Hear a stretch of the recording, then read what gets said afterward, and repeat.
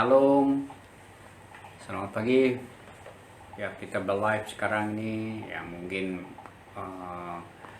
selamat pagi semua, selamat bangun dari tidur. Ya, apakah semua Anda sudah bersarapan pada pagi hari ini? Dan kita sangat percaya dimanapun kita berada, dan kasih Tuhan itu dan kuasa Tuhan itu tidak dapat kita batasi. Yang cuma kita percaya tangan Tuhan yang memberkati. Selamat pagi dari Serike, kejauhan di sana. Saya harap Anda enjoy dalam worship kita secara live. Ya, pagi hari ini kita sangat bersyukur karena firman Tuhan. Kita bersyukur juga karena kesempatan yang ada, kerjaan saya percaya telah memberi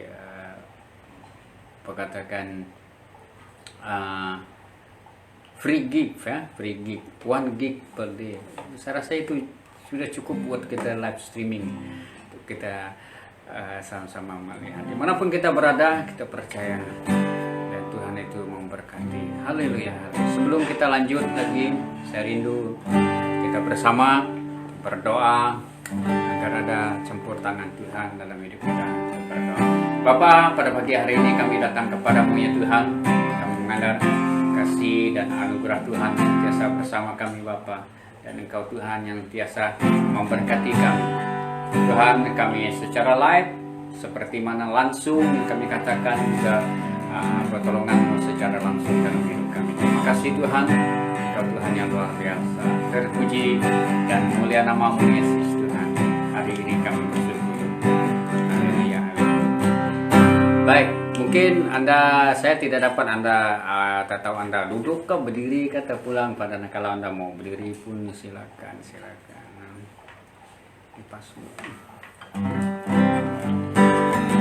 Amin. Kita naikkan satu pujian yaitu yang mengatakan hati yang gembira. Saya harap ini dapat live kamu lihat tuh, hati yang gembira ada lobat.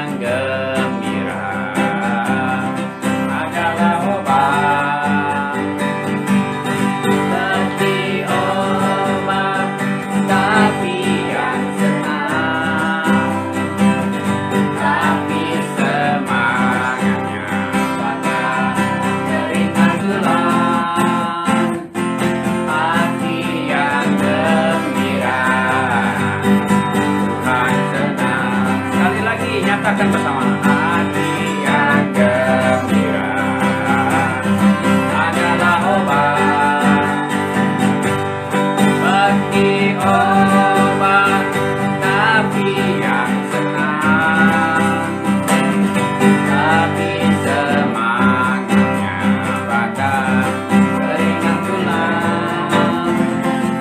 Hati yang gembira,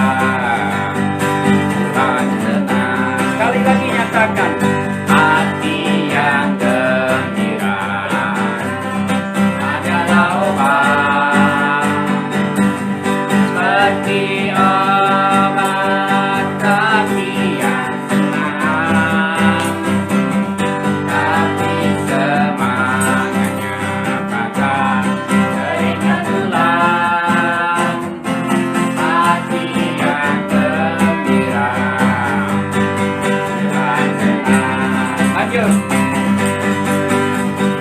Kasih Yesus indah-indah, oh indah. Kasih Yesus indah-indah, oh indah. Sekali lagi bersama. Kasih Yesus indah-indah, oh indah. Kasih Yesus indah-indah, oh indah. Lebih indah dari pelangi, indah dari bintang di langit, lebih indah dari bunga di taman. Oh Yesusku, lebih indah dari pelangi, lebih indah dari bintang di langit, lebih indah dari bunga di taman.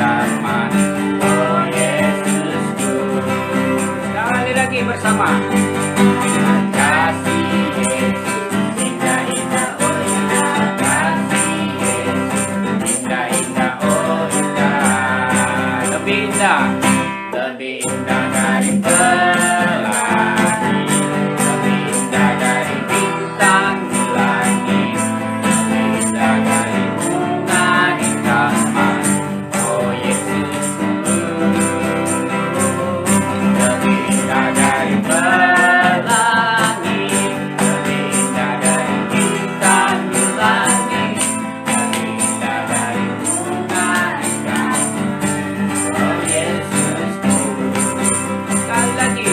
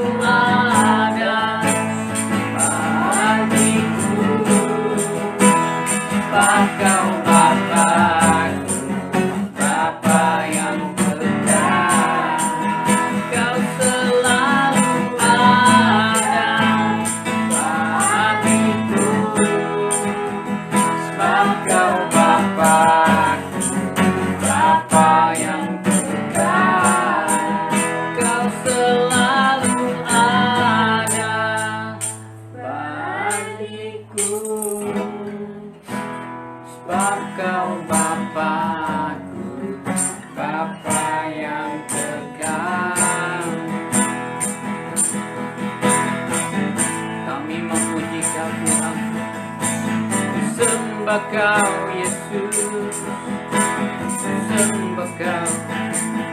Oh haleluya.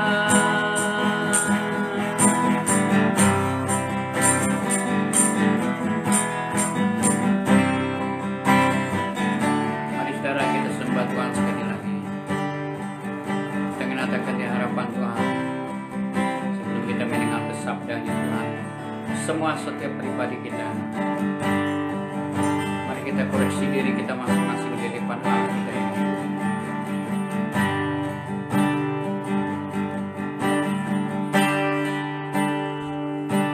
Selidiki aku,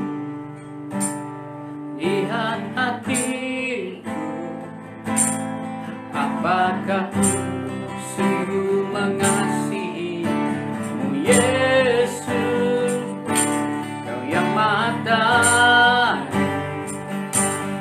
yang menilai hidupku, tak ada yang tersembunyi bagimu. Sekali lagi nyatakan, selidiki aku, lihat hatiku, apakah ku sungguh mengasihimu Yesus, Kau yang Maha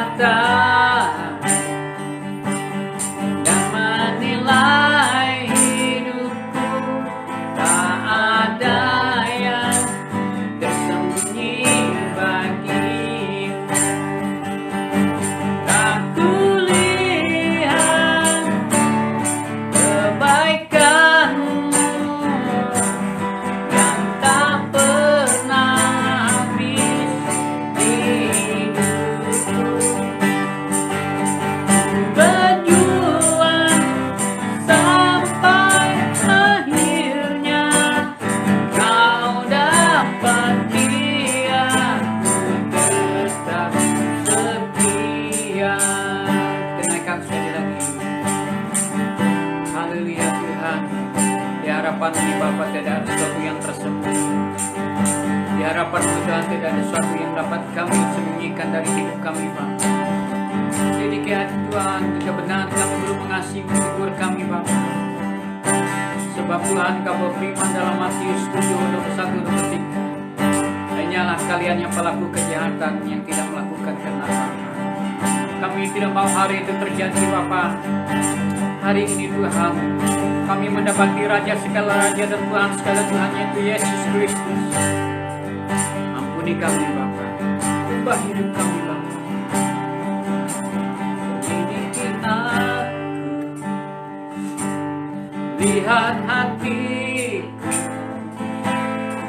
apakah ku sungguh mengasihimu Yesus, Kau yang Maha dan menilai hidupku, tak ada yang tersembunyi darimu. Sekali lagi nyatakan, selidiki aku, lihat hatiku, apakah ku sungguh mengasihimu Yesus, Kau yang Maha dan menilai hidupku, tak ada yang tersembunyi bagimu.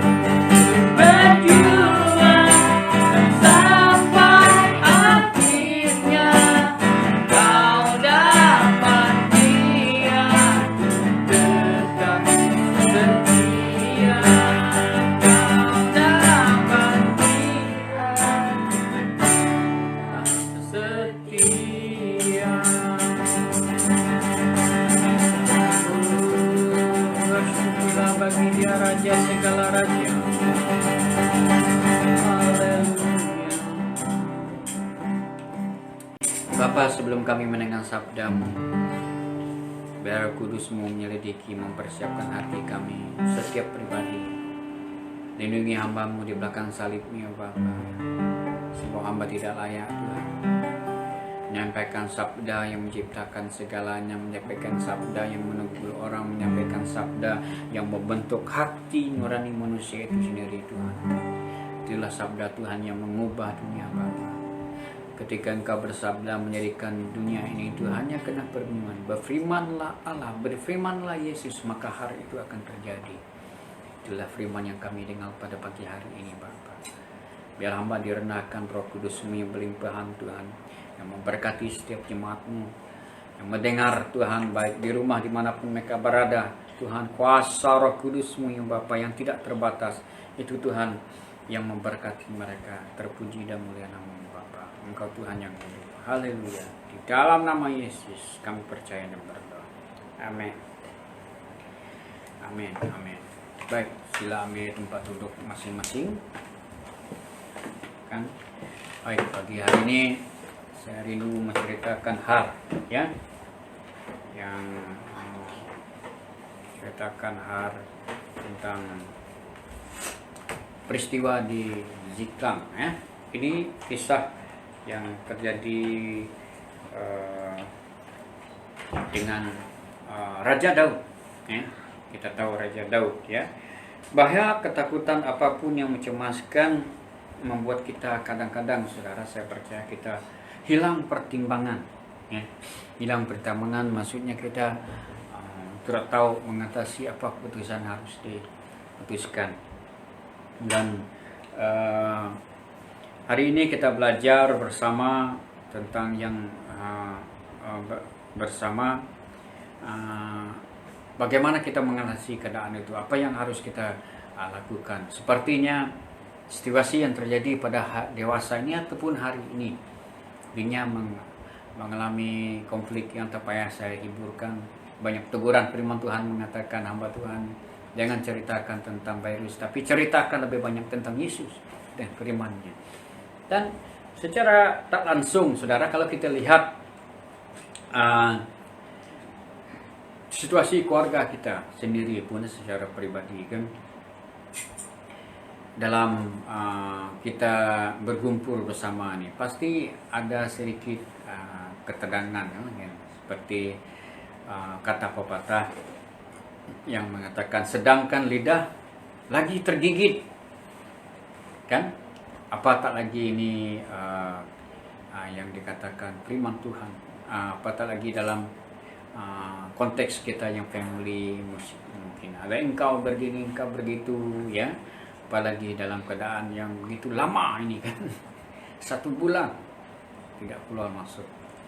Jadi hari yang lebih parah lagi terjadi pada situasi Raja Daud, Ziklang. Nah, bukan kelang ataupun kleng. Kalau Iban cakap kleng itu tempat sabung ayam ya.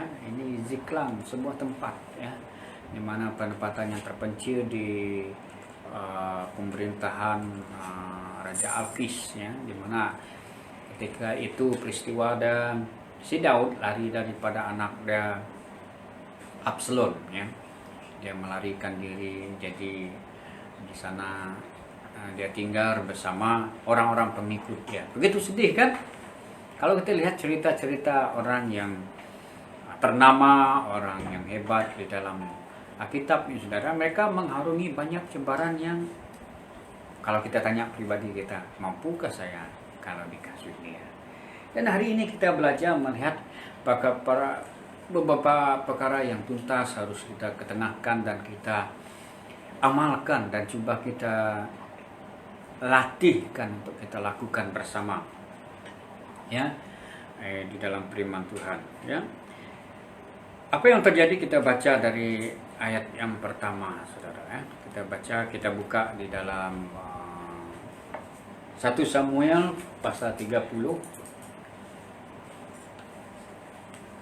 1 Samuel pasal 30. 1 Samuel pasal 30 ayat 1 sampai 30 ya. Kita baca bersama, saya baca untuk kita ya. Anda boleh mengiringi dalam kitab masing-masing apa terjemahan. Ya. Saya punya nih berita baik ya, ketika isu Allah itu berlaku, banyak yang dikatakan ini menjadi gratis ya, menjadi percuma. Saya sempat ini dulu saya ambil 2 kotak. Oke, ayat pertama mengatakan perang melawan orang Amalek menurut versi bahasa Malaysia yang banyak terambil dari buku bahasa sehari-hari. 2 hari kemudian Daud dan anak buahnya tiba di Ziklag. Orang Amalek sudah merompak bahagian selatan negeri Yahuda, lalu menyerang Ziklag. Mereka membakar kota Ziklag dan menawan semua kaum wanita. Mereka belum membunuh siapapun, tetapi mereka telah melarikan setiap orang ketika mereka meninggalkan kota itu. Mereka melarikan di Ziklag ini, di mana orang Amalek itu menyerang ya. Ayat 3. Apabila Daud anak buahnya tiba di sana, mereka mendapati kota itu sudah dibakar dan anak istri mereka dilarikan musuh. Daud dan anak buahnya menangis dengan pilu dan tidak berhenti-henti sehingga mereka tidak dapat menangis lagi. Wah, luar biasa nih. Ya, kering sudah air mata orang katakan. Macam mana tidak dapat menangis lagi, paksa-paksa kan? Mungkin terlalu mengenangkan ahli keluarga yang sudah tiada, tak terkalahkan. Ya. Ayat 4, dan anak buah Daud menangis dengan berhenti. Dan kelima ya, kedua-dua istri Daud, Ahiom dan Abigail sudah dilarikan juga. Ayat 6 ya. Kini Daud dalam kesusahan besar. Anak buahnya marah terhadapnya karena mereka sudah kehilangan anak istri. Mereka merancang untuk merajam Daud, tetapi Tuhan Allahnya menguatkan hatinya. Ayat 7, Daud berkata kepada Iman Abayatal, anak Ahimaaz, bawalah efod itu kepadaku. Abayatal membawa efod itu kepada Daud. Kemudian Daud bertanya kepada Tuhan, haruskah aku mengejar perompak-perompak itu? Dapatkah aku menangkap mereka? Dan Tuhan menjawab Daud, kejar mereka, engkau akan menyusul mereka dan menyelamatkan orang tuanya. Yang terakhir, oleh itu yang ada 9 kan, Daud anaknya berpanjang. Oke, sampai ayat 8 kalau anda mau baca lebih kisah lagi. Apa yang saya mau tekankan garis di sini? Situasi keadaan yang membuat kita tegang, saudara ya. Keadaan yang membuat kita tegang kadang-kadang itu dikatakan tidak memilih siapapun kita. Dan Daud seorang raja. Perhatikan, Daud itu seorang raja. Ya. Daud itu seorang raja. Masalah itu tidak mengenal siapa Anda, saudara kan? Baik Anda raja ke apa, kan? Apabila melihat Daud, tiba-tiba raja itu masalah itu dari tidak. Ya. Semada ada orang yang kuat berdoa, kuat percaya, masalah keadaan kesusahan itu tetap melanda Anda. Saya percaya syukur kepada Tuhan, sebab Tuhan itu, Allah kita itu bukan Allah yang pemilih, Allah yang adil.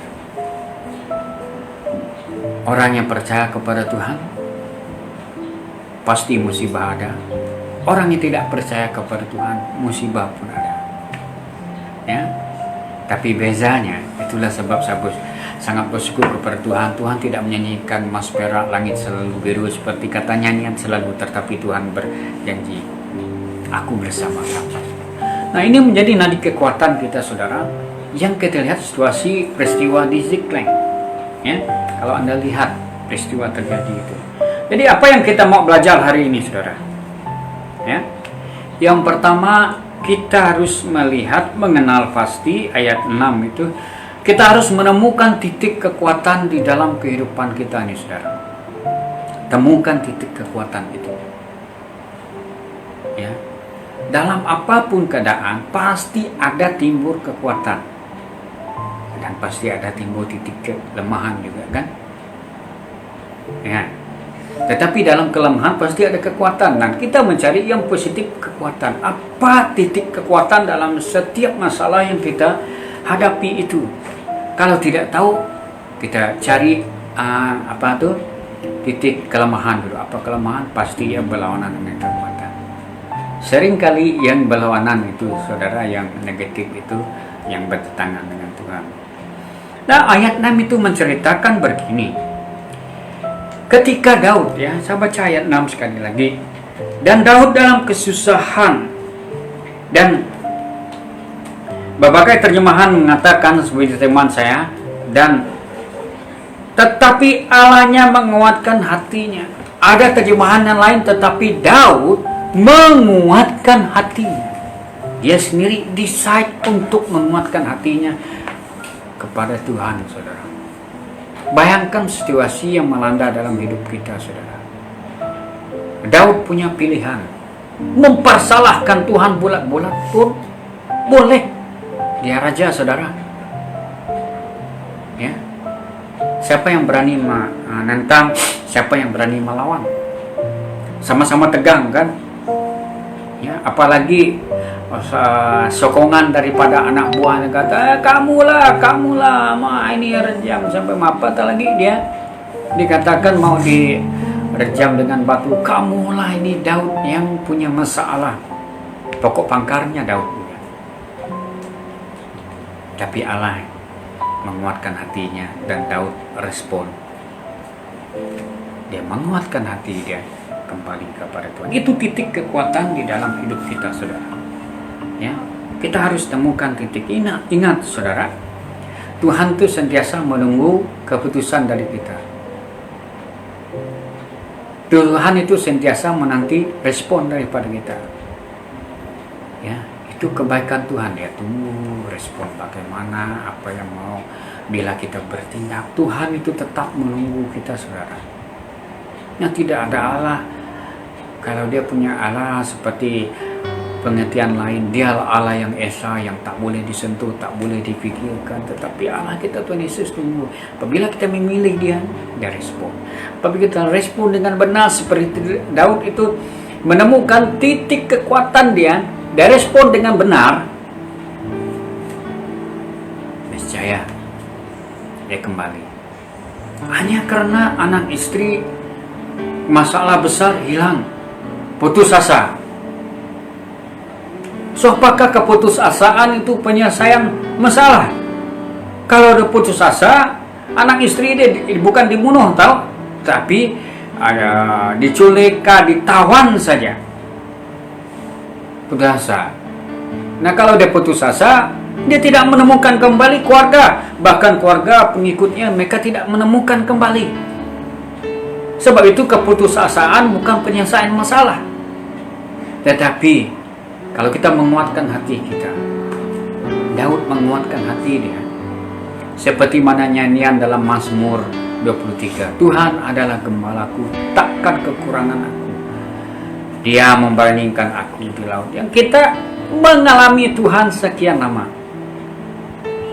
Tapi apakah situasi kita tak kalah kita dalam keadaan terjepit seperti Daud? Orang mempersalahkan kita, baik dalam pelayanan. Mungkin kita sebagai hamba Tuhan, pastor salah. Pastor pun tidak tahu apa-apa. Yalah. Datang kepada Tuhan, Tuhan, kenapa engkau letakkan begini? Kenapa engkau tidak membela? Kenapa engkau tidak itu dan ini? Ya, mungkin kita pemimpin rohani yang lain. Pemimpin komser kah? Kelompok apakah? Ketua keluarga. Kenapa ini terjadi, Tuhan? Sedangkan yang kulakukan selama ini menyembahmu. Saya memberi hatiku sepenuhnya kepadamu. Tetapi ini yang terjadi. Ya? Keluargaku tidak diperhatikan. Ketika aku menyerang, sesungguhnya engkau Tuhan yang berkuasa. Jagalah Ziklaim. Kan anak istri Daud. Jagalah mereka. Macam Tuhan tuh tertidur mungkin kan. alamak, minta maaf Daud, saya terlambat menolong orang-orangmu, saya terlambat menolong anak istrimu, sorry. Takkan Tuhan itu seperti manusia. Tuhan menanti saat apapun keadaan. Tuhan itu menunggu respon. Tuhan itu menunggu respon daripada kita, keputusan kita. Ya, sebab itu saudara, apabila kita pasti semua, sebab itu firman Tuhan bersabda, rendahkan hati kita kan. Rendahkan hati. Kadang-kadang kita banyak dengar, mungkin kita confuse, apa sebenarnya kerendahan hati itu pasti banyak. Nah, ketika kita menghadapi masalah, coba kita rendahkan hati kita di hadapan Tuhan. Sebab tidak ada orang yang marah kalau hati dia rendah, betul kan? Kalau orang tuh baik hati, tiba-tiba dalam saya tidak dapat bagaimana mau melakukan. Kalau dia rendah hati, dia marah, ya macam cakap Thailand kan? Antara cakap yang paling lemah lembut di dunia ini, Thailand, sabarika, marah pun, semua tukar, semua lemah lembut. Ya. Ketika kita merendah hati kita di hadapan Tuhan dalam situasi yang ada, baru Tuhan bertindak. Tahu kenapa terjadi pada Musa peristiwa di Mariba? Tidak ada kerendahan hati Musa di hadapan Tuhan. Dia pun marah, dia ambil tongkat dia ketuk banyak kali. Panas hati. Sebab umat Israel pun komplain. Apalah kamu nih? Apalah kamu bawa kami? Setiap kali mereka kata umat Israel itu akan mempersalahkan Musa dengan hanya makanan saja. Kamu bawa kami mati di sini, kamu bawa. Memang banyak pun mereka mati sebab permintaan mereka. Tetapi mereka tak sadar sebelumnya mereka juga yang berdoa kepada Tuhan, bawalah kami daripada perhambaan, keluar dari manusia 430 tahun doa itu. Ada bila keturunan mereka itu tiba-tiba memberontak. Kadang kalau saya pikir kita manusia, termasuk saya sendiri kan, kita doa begini, contoh paling senang lah, saya sentiasa mirror, kata cerminkan. Hari hujan dan panas kan, apabila hujan komplain manusia, bila panas terik panas sangat manusia. Jadi apalah sebetulnya kan? Diturunkan hujan marah, tidak diturunkan hujan marah. Nah inilah kita semuanya, tidak terkecuali saya sebagai manusia, sama-sama kita belajar dan temukan titik kekuatannya sesama merendahkan hati. Ya, kalau kita merendahkan hati, kita bercakap dengan Tuhan pun dengan pasrah kan. Ingat saudara, ya, ingat, ini kita lihat bersama. Ya, sebab setiap apa yang kita alami, Tuhan ada jalan keluar. Saya percaya kita ingat ini kan 1 Korintus 10 ayat 13. Ya, di sana kan setiap cobaan yang kamu alami biasa dihadapi orang. Tetapi Allah setia menepati janjinya. Dia tidak akan membiarkan kamu dicobai melebihi kekuatanmu. Ini ketika Paulus menghadapi hukuman di Korintus. Sewaktu kamu dicobai, Allah akan memberi jalan keluar supaya kamu mendapat menanggungnya. Apa cobaan yang melebihi penyertaan Tuhan, saudara? Apakah pergumulan yang tangan Tuhan itu tidak dapat menanggung? Sampai dulu sama saya teringat ketika di sekolah Alkitab, ya Bible lah, study lah kan sekolah Alkitab. Sebenarnya lah, orang kata sekolah Alkitab, ya sekolah Alkitab. Nampak besar, sangat besar kepala. Apapun kan. Ada satu yang argumen kami mengatakan, apakah Tuhan boleh menciptakan batu sehingga Tuhan itu sendiri tidak dapat menanggung dia? Can God created a stone that until God cannot bear it? Dan apa masalah yang terlampau besar sehingga Tuhan angkat tangan, kamu carilah Tuhan lain, sehingga Yesus kata carilah Tuhan lain, berat sangat masalah kamu ini. Ada pernah Anda dengar kesaksian orang pergi ke depan gereja mengatakan Yesus tidak sanggup? Sering kita dengar orang mati disembuhkan dan dihidupkan, ya, orang mati dibangkitkan.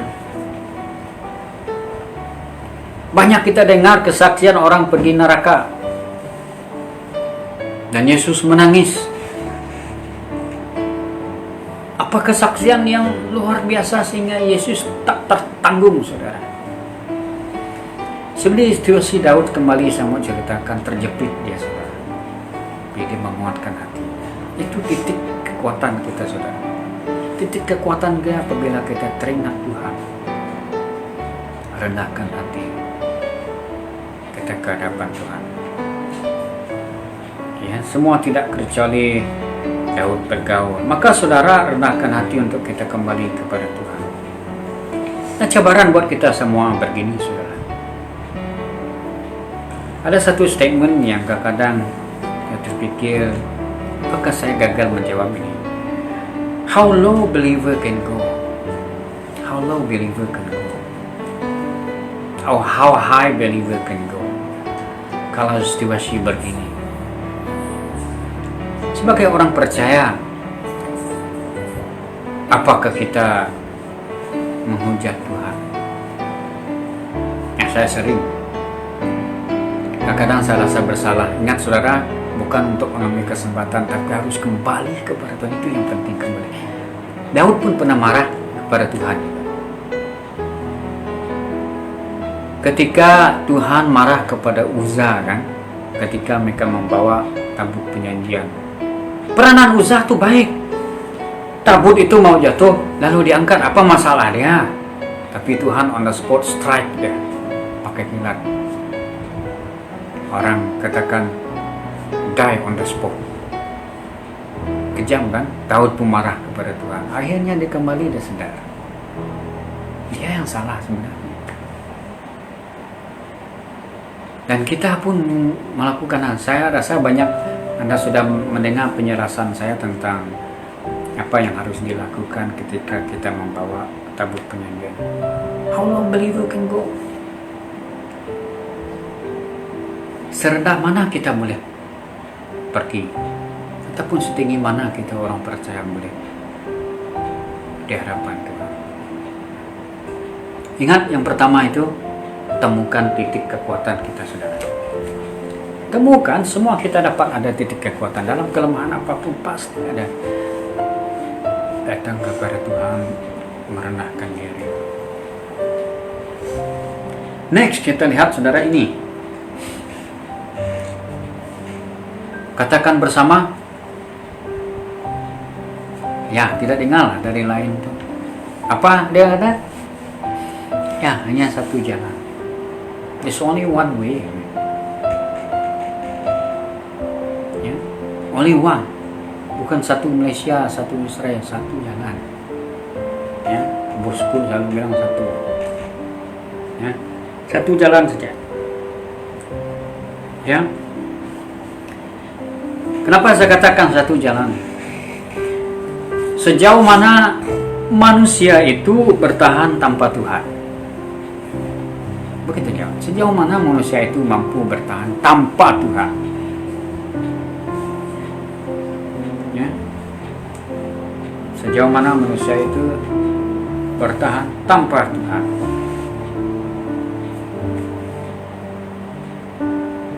Kita lihat ayat 8 itu, saudara. Kenapa saya katakan begitu? Ayat 8 itu menurut terjemahan saya lah. Mungkin Anda lihat itu dalam 1 Samuel 30. Ayat 8 itu menceritakan begini. Kemudian Daud bertanya kepada Tuhan, haruskah aku mengejar perompak-perompak itu? Dapatkah aku menangkap mereka? Satu jalan saja. kembali kepada Tuhan. No ada way lagi. Tak payah kamu menyimpang apa sibuk pergi ke gurun, pergi gua bertapa, ya, membiarkan rambut kamu panjang. Macam rambut saya ini lama karena ini dikurung panjang-panjang, ya, misai mengganggu. Kita pikirkan itu cara kita. Tak ada jalan lain, hanya satu jalan, kembali kepada Tuhan. Dan Daud memilih untuk menguatkan hatinya, dia kembali kepada Tuhan, satu jalannya, dan dia bertanya kepada Tuhan. Dia minta kepada Tuhan, apakah aku harus mengejar mereka? Dan ingat kembali saudara,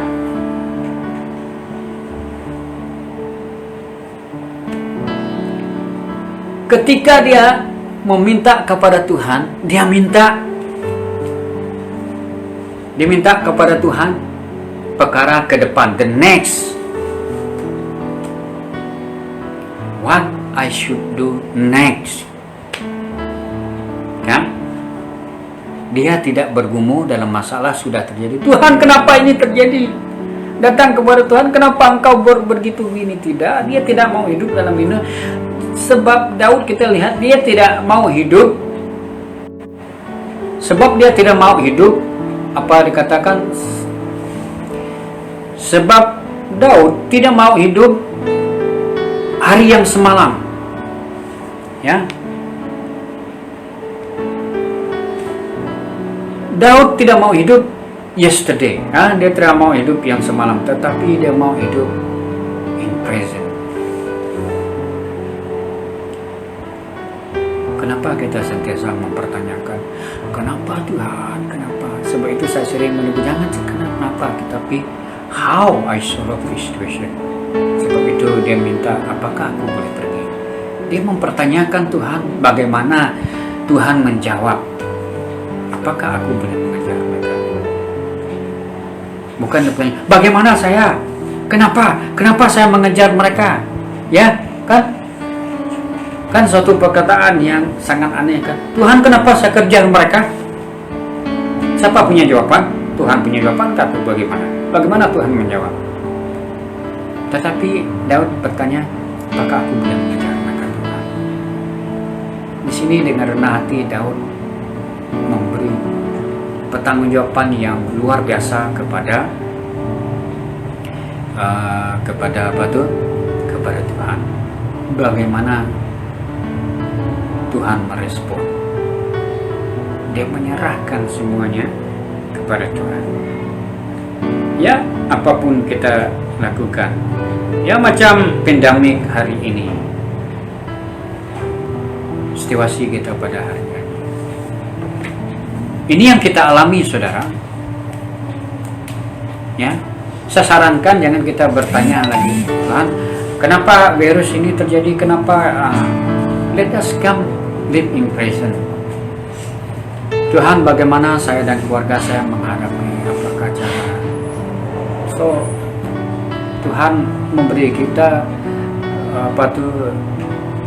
setiap Tuhan memberi anak-anak dia cerdik pandai saudara. Seperti Amsal mengatakan, let's come as family. Tuhan, bagaimana saya menghadapi ini?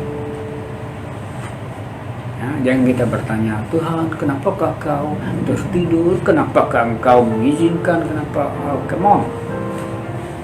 We live in present. Ya kan? Tetap Tuhan peduli. Sebab itu beberapa bahasa yang lepas, Tuhan mengatakan, Tuhan Yesus mengatakan anak muridnya kan, kamu adalah garam dunia, kan? Dan kata lain, kita adalah penyelesai ke segala masalah, saudara. Garam itu penyelesai, kan? Banyak saya ceritakan definisi tentang garam. Kamu adalah terang dunia. Dunia memang gelap, saudara. Kita lah terang dia. Dikatakan kita adalah, you are, not you will be. Tetapi Yesus berkata, kamu adalah garam dan terang. So kita punya sayang, bukan yang krik masalah, saudara. Hanya satu jalan saja. Kembali kepada Tuhan, bertobat. Tuhan, jadi kami. Di mana yang sering kita lihat dalam ayat-ayat firman Tuhan dalam Tawarikh. Dan umatku yang merendahkan diri berbalik dari jalan mereka, dan aku mengubahkan. Ini perkara yang sangat signifikan, saudara. Dan umatku, Tuhan berkata, kembali. So we are the solution.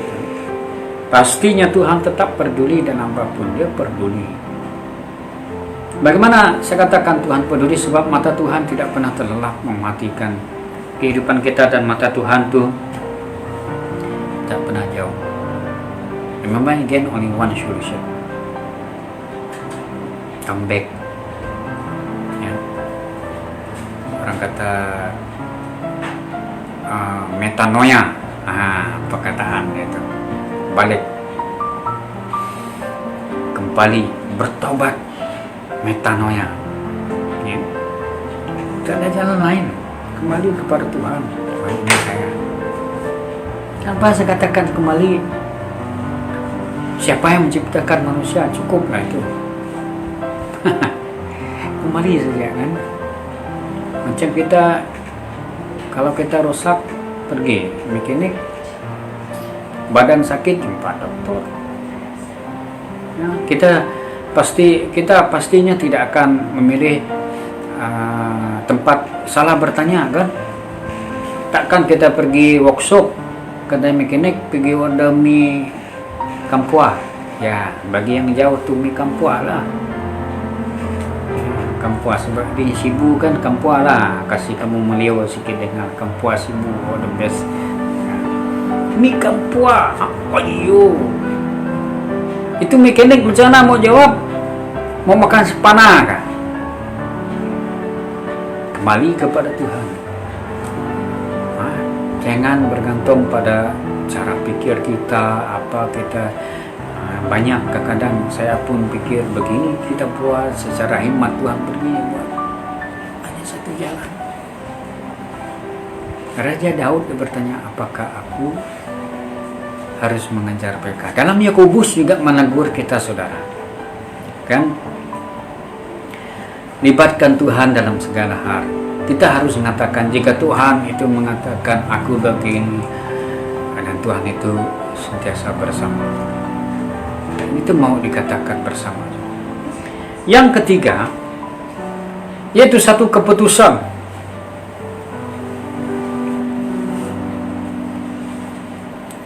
Yang ini lebih melibat kepada pribadi kita sendiri, dan ini lebih sudut kepada kepemimpinan, saudara.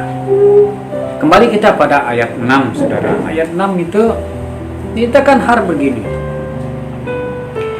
Kini Daud dalam kesusahan besar, anak buahnya marah terhadapnya karena mereka sudah kehilangan istri dan keluarga. Sudah satu keputusan untuk pergi menyerang, kamu ikut. Kemudian bila menghadapi pasalnya, harus kita bersatu, cari penyelesaian, bukan mempersalahkan satu orang. Kamu yang salah. Ini untuk kita semua, saudara. Ya. Sebab kalau macam belun, kan, sikit saja itu jarum kamu masuk, dia akan pecah, ya, meletup.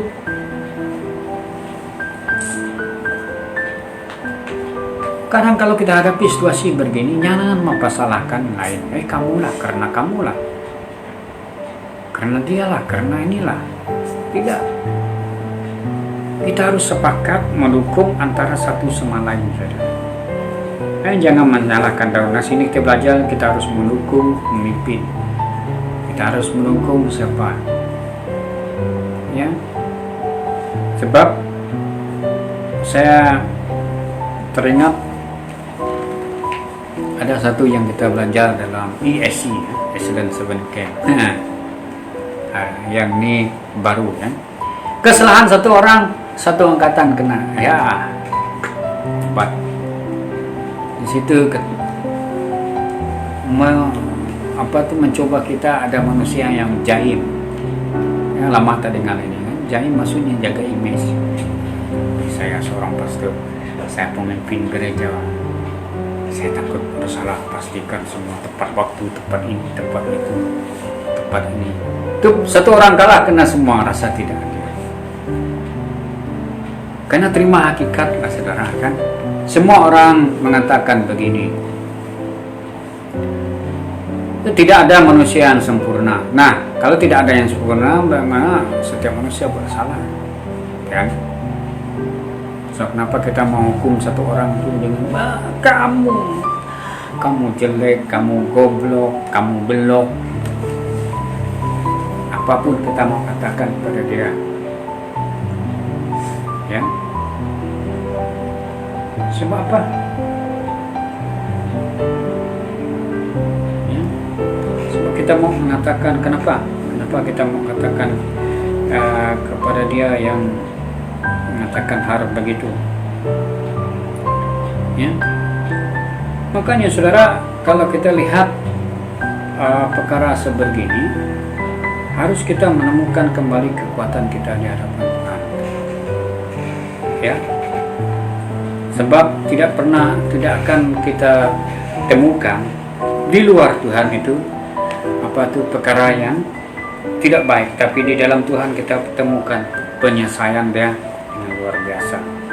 Nah, kita tahu manusia dan seperti mana yang renungan kita minggu lepas pada semalam, di mana Daud itu meletak penghakiman itu satu saja, dia letak penghakiman itu kepada Tuhan. Ketika Simei anak Gera itu pergi mengutuk Daud,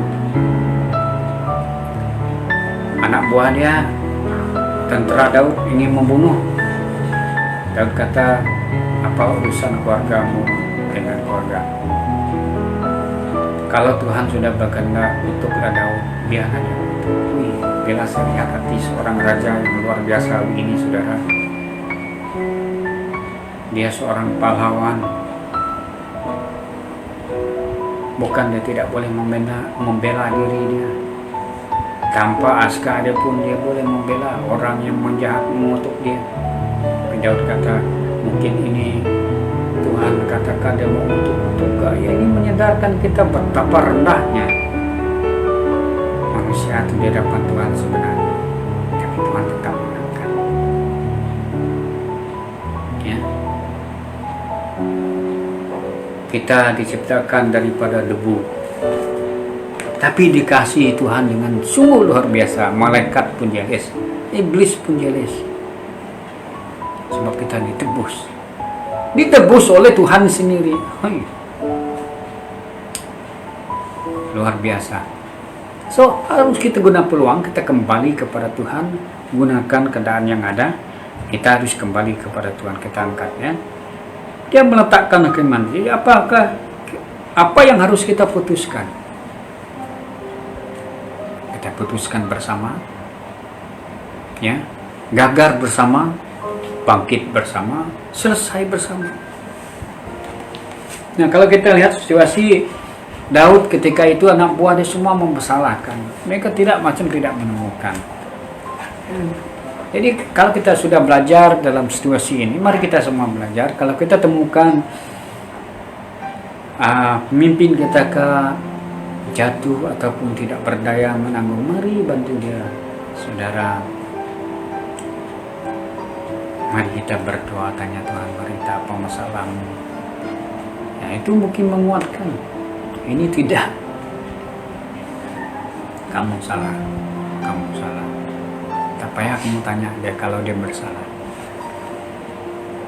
Tak payah kamu ingatkan dia kamu bersalah. Tak payah kita ingatkan kamu orang berdosa. Ya, secara naluri dia memang dia tahu. Tak payah kamu cakap. Sebab itu orang mencuri, dia jarang mencuri tengok atas, dia akan tengok bawah sebab dia tahu dia salah. Siapa yang berani curi duit orang? Wah, saya curi duit orang, tengok atas.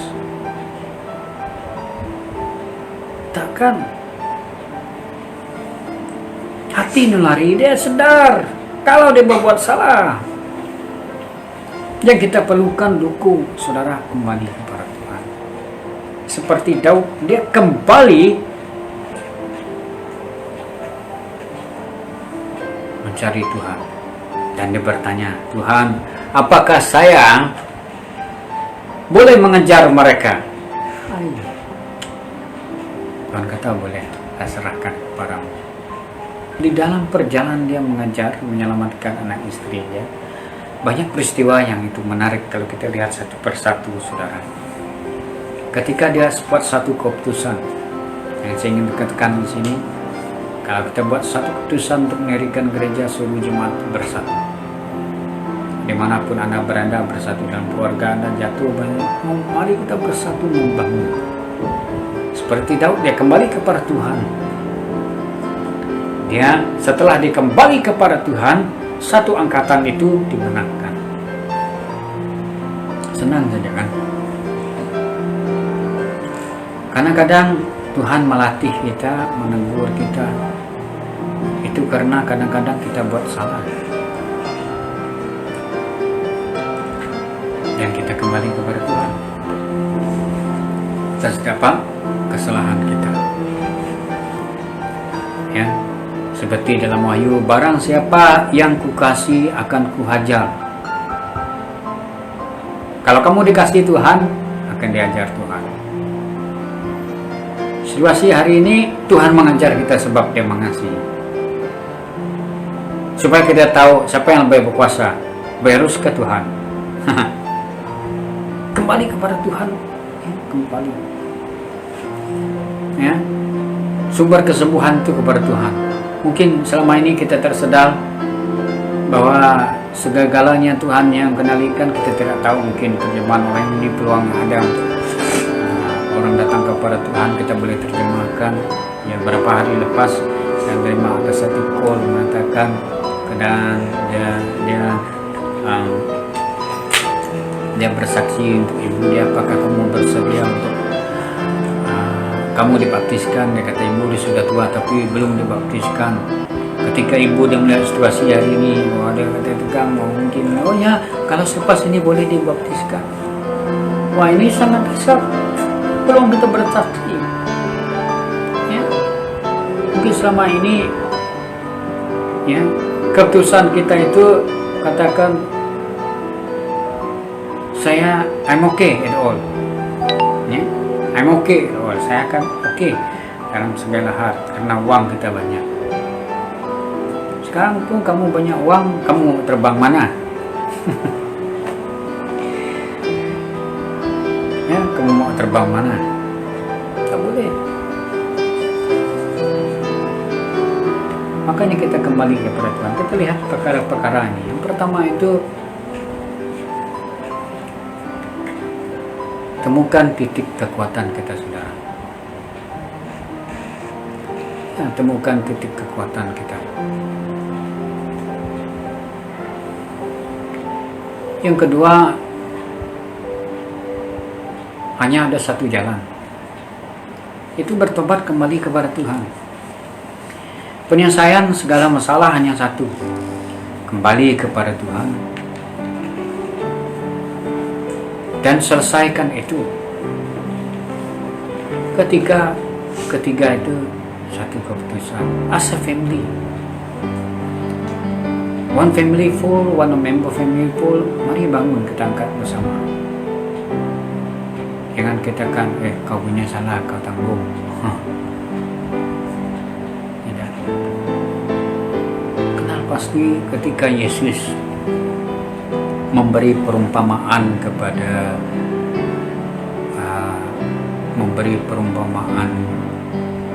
anak muridnya. Jika terdapat 100 domba dan 1 domba hilang, Yesus sanggup mencari. Ini kadang-kadang saya baca runtuh nanti, kadang saya gagal.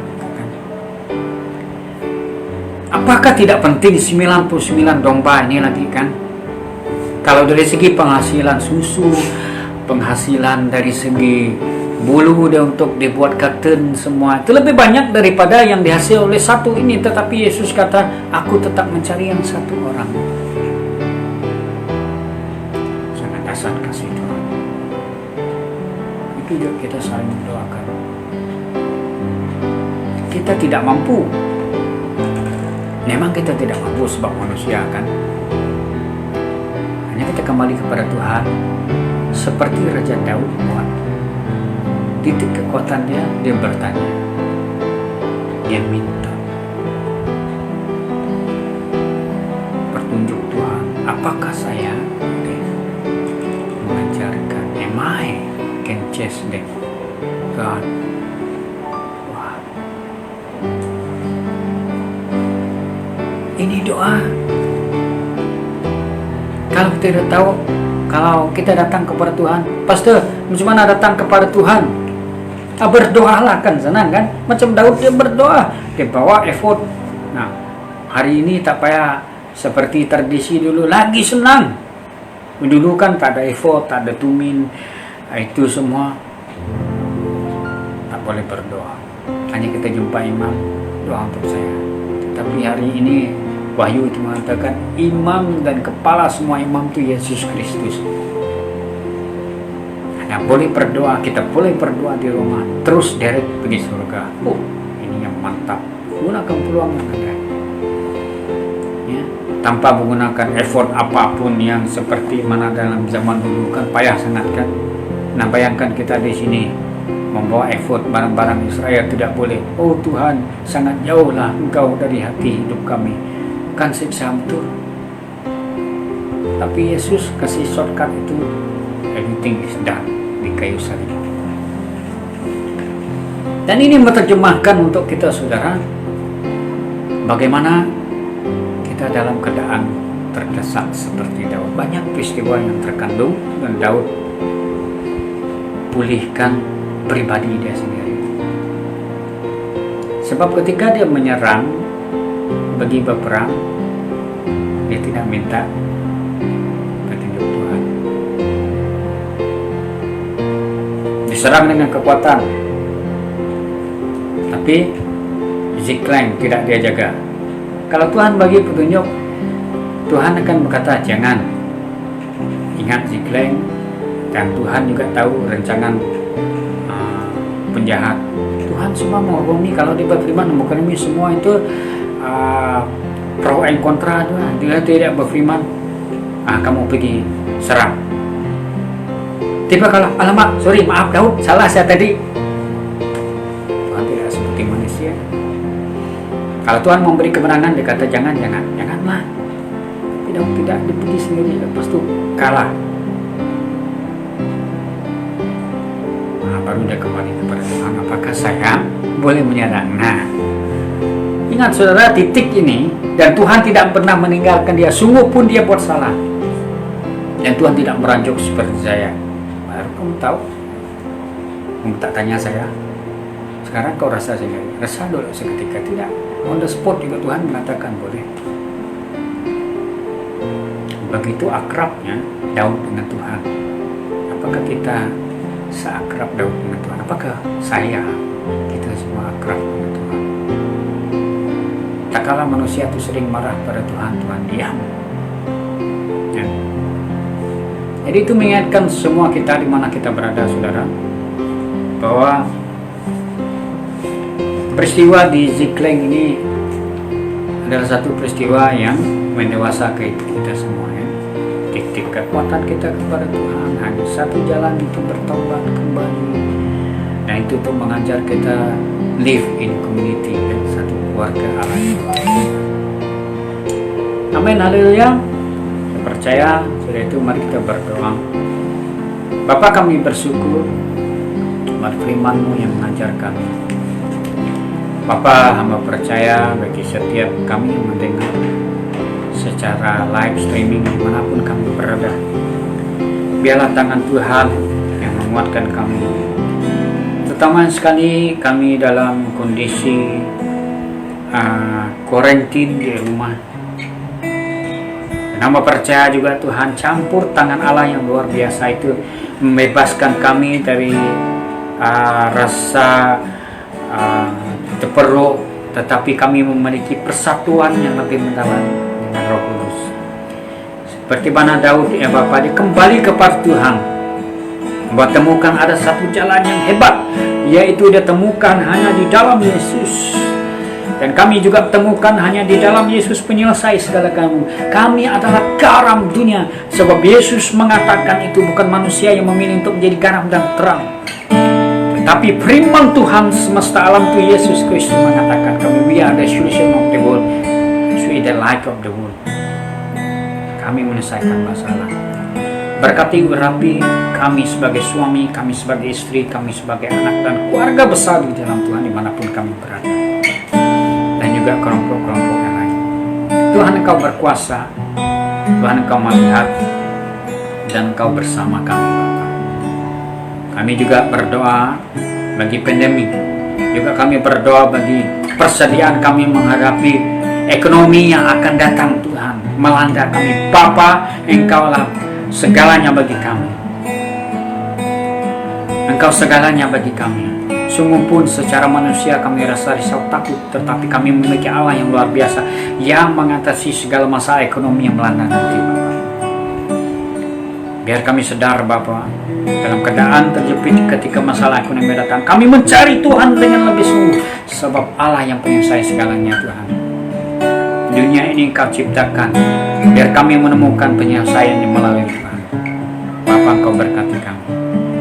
Di dalam nama Yesus Kristus yang berkuasa, yang percaya dan berdoa, bersama katakan, amin. Amin. Oke saudara, ya secara khusus juga kita terus berdoa. Mungkin minggu depan kita akan live juga ya. Sebenarnya kalau ikut rutin hari ini adalah itu Palm Day, katakan Palm Day, itu ketika Yesus masuk di Yerusalem, orang menghiburkan itu, dan next week itu adalah Jumat Agung dan Easter. Malam Jumat kita akan ada live juga pukul 8 begitu. Ingat blog your hours, kita akan mengadakan kebaktian Jumat Agung. Dan kita akan melihat video sedikit ya, yang mungkin Arab itu lebih jelas juga di sana melihat video bersama. Amin. Tuhan Yesus memberkati, dan jangan lupa jumpa kita pada malam Jumat. Ya, mungkin kita akan buat kebaktian pagi, kita akan buat kebaktian malam. Ya, dulu saya pernah pikirkan, maafkan saya sebab saya katakan kebaktian malam. Sudah terbiasa sangat. Kan biasa di Sarawak sudah ada cuti Good Friday. Nah, ketika saya lihat Facebook, kawan saya katakan ada kebaktian pagi, kamu orang tidak kerja kan? Saya katakan kamu untuk orang Melayu. Apa kita akan buat pagi? Tuhan Yesus memberkati. Amin. Haleluya. Haleluya.